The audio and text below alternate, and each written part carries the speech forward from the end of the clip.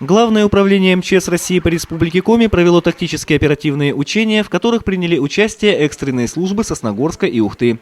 По сценарию в 12 часов дня на перекрестке автодороги Сосногорск-Ухта-Вуктыл столкнулись два легковых автомобиля «Москвич».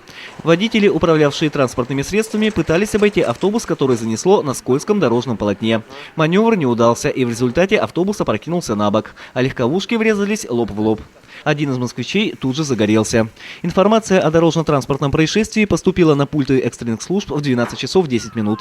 Уже в 12:25 на месте ДТП работали сосногорские и ухтинские пожарные, медики и полицейские. Основная цель учения – это организация взаимодействия всех структур, организация их слаженности действий на месте проведения, в данном случае на месте крупного ДТП с большим числом пострадавших. Мы знаем, что пожарные умеют тушить, спасатели умеют спасать, скорая медицинская помощь умеет оказывать медицинскую помощь, но основным вопросом это как раз их взаимодействие в случае вот таких экстремальных ситуаций с большим количеством погибших. То есть люди, пребывая на любую другую чрезвычайную ситуацию или на ДТП, должны расставить приоритеты своих действий. Да? Что у нас приоритетнее? Или потушить горящую машину, или спасти людей, которых еще можно спасти. И эти все учения направлены именно на посмотреть слаженность действий всех подразделений на месте проведения именно учения. Учение – это, скажем так, высшая форма подготовки. Сначала теоретические занятия, практические занятия, потом проводятся учения. Прибывшие на место трагедии пожарные потушили горящую машину. Водитель и пассажир москвича погибли на месте. Во втором автомобиле все оказались живы, но покинуть транспортное средство люди не смогли. Пассажиры автобуса также оказались блокированы.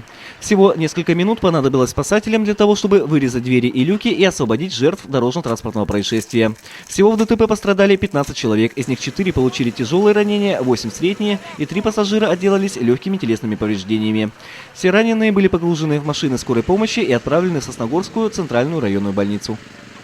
На основании проведения учений будет написан разбор, где все получат свои замечания, на которыми будут указаны на ошибки, на которые будут в дальнейшем работать практически. Я могу сказать, что данные учения свои цели достигли.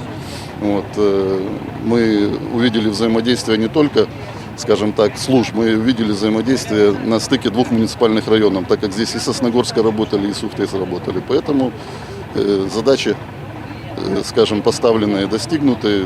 На совещании по результатам учений действия всех экстренных служб были признаны удовлетворительными. Это значит, что во время реальной чрезвычайной ситуации профессионализм сосногорских и ухтинских спасателей позволит спасти десятки жизней.